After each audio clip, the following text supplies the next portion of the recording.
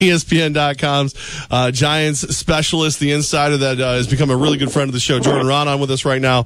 Jordan, before we get into the soap opera drama that is the Dallas Cowboys, do you believe Odell Beckham Jr. will play this Sunday? I'm leaning towards yes. I mean, I'm not at like 80, 90% as most people are, but I'm still at like 60-40. Yeah, I think he will.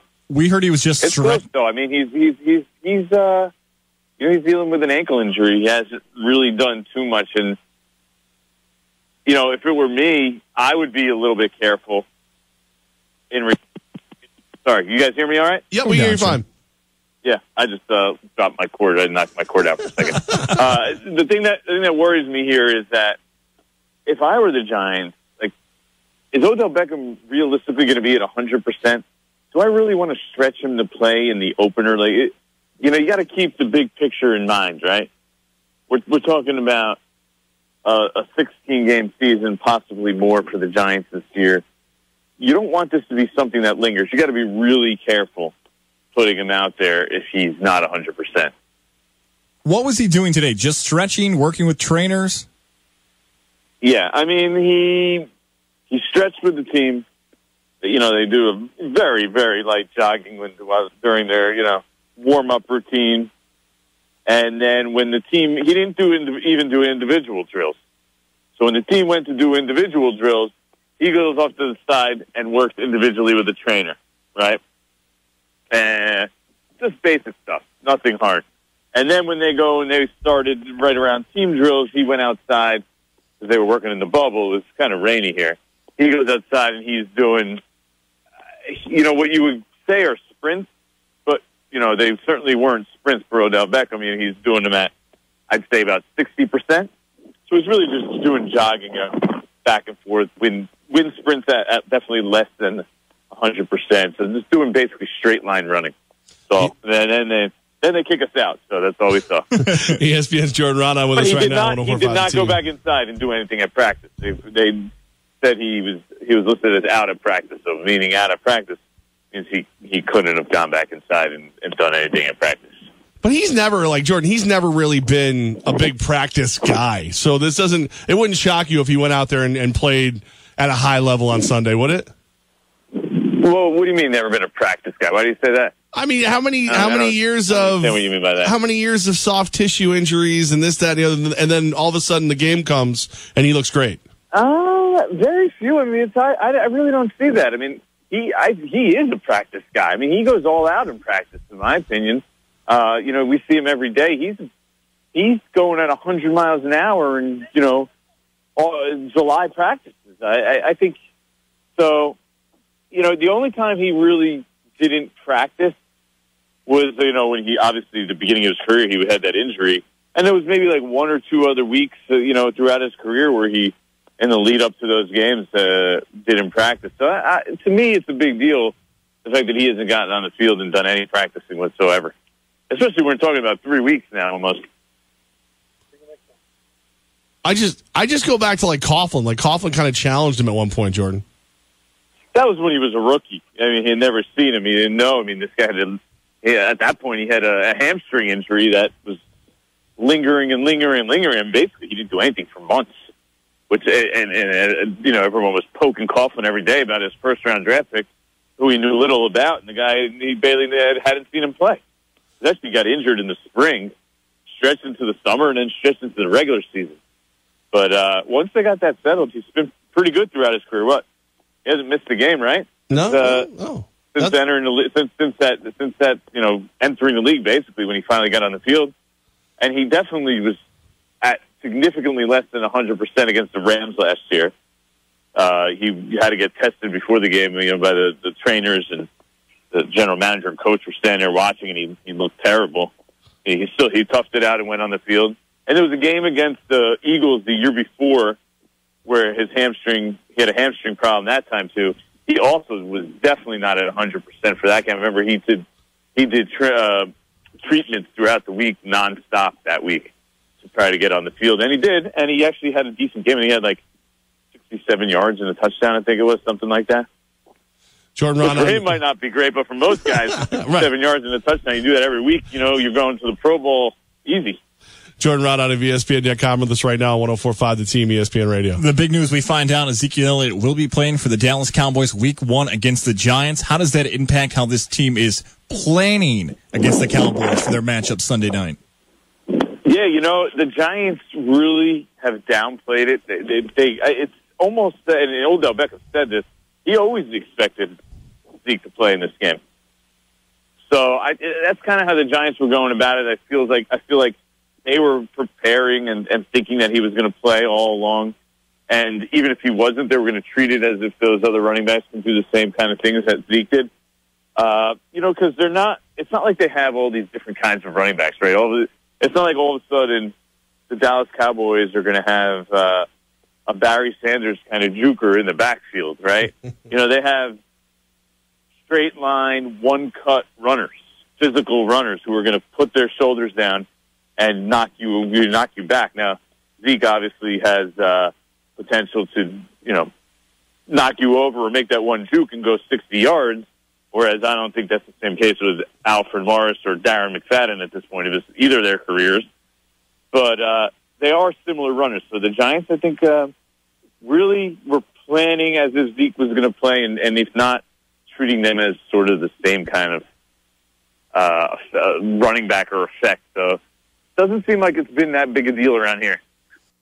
Jordan, when you talk about the Giants, the biggest question is almost always the offensive line. Have you seen anything to answer those questions for you? Look, it's just not. How could they magically all of a sudden be fine? They're playing the same five guys as last year.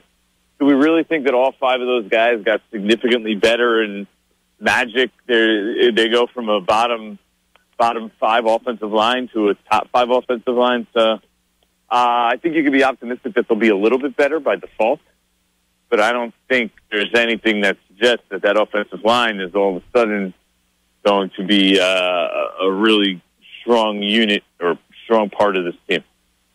How far can this team go? Jordan Ranaan with us of ESPN.com. How far can this team go with that offensive line? How good is the defense going to be? I think that's the question. That's the answer, right? They have to be serviceable. And look, when they play against teams that have strong pass rushes, that's where it becomes a serious problem. Like the Dallas Cowboys don't have that pass rush. That's why the Dallas Cowboys are a good matchup for them, right? They beat them twice last year. The Giants can stop the run, and the Cowboys don't have the pass rushers to really expose the Giants' weaknesses on that offensive line. So it depends who they're playing, where they're playing. Teams with big pass rushes, I think. But if there is something that's going to hold this team back, I really, I don't see how it's not that offensive line, specifically those offensive tackles. I mean, you have good pass rushers on the edges. Now, I think, they could be better. Bobby Hart should be better. Eric Flowers should be a little bit, should be better. Like, this is by default. They were bottom end last year. So let's say they make slight improvement, either of those two guys, or maybe one of them makes a significant jump. Even if they improve a little bit, and then you have Justin Pugh hopefully healthier. You have Weston Richburg hopefully healthier. He played with a hand injury last year. So you could at least hope that they could be better at some of those spots next year. This year, sorry, than they were last year. Right. Who wins the NFC East in your mind? Man, I think I picked the Giants, even though I picked 10-6. I expect a huge logjam in that 7-9 to 7 to 10 win range. Because that's the problem with the NFC East. None of them are bad, right? There's no horrible team unless the Redskins completely implode and Kirk Cousins is basically on his way out the door to San Francisco, which seems like an inevitability at this point. So, but I just think they're all decent. They're all pretty good. None of them are walkovers.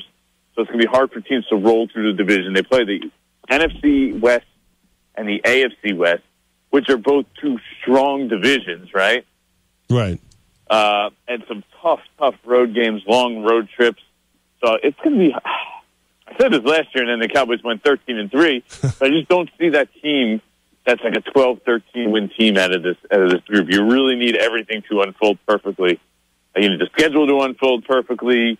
You need someone to Dak Prescott to come out of nowhere and be a star, like the Cowboys had last year. But so I'm going with the Giants, but only at 10 wins. So if you can probably sell me on any of the 4 teams winning the division. I think the Eagles also. I like the Eagles this year to have a nice season. I think they're a serious threat to the Cowboys and Giants. I like it. Jordan Ranaan, ESPN.com. If you're not checking out his stuff, you're probably not really a Giants fan. Jordan, no, definitely not. Who do you guys got? Let me hear. I'm with the division yet. I pretty much agree with you. I haven't done it publicly yet, but I'll tell you, I think the Giants win based on the defense, but the Eagles scare the daylights out of me. And I'm with the Giants as well. I think the question mark of when Elliott gets suspended and what Dak Prescott looks like in year 2, the Giants seem like the safest pick to win the division.